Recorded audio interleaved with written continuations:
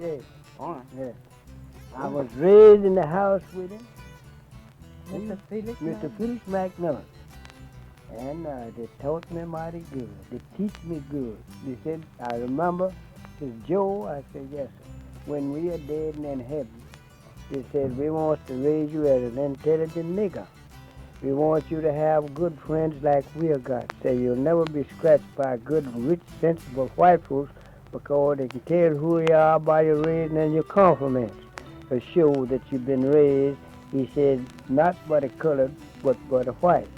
I washed in iron. Some days I'd wash 100 people.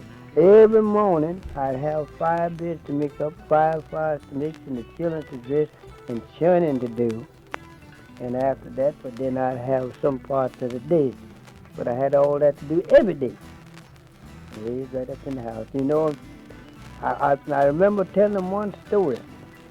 You know, now I slept like in this room in here, and they slept joining the rooms to me, you know. So Joe, if you get cold, come in our room. But greatly, greatly, greatly, greatly, greatly.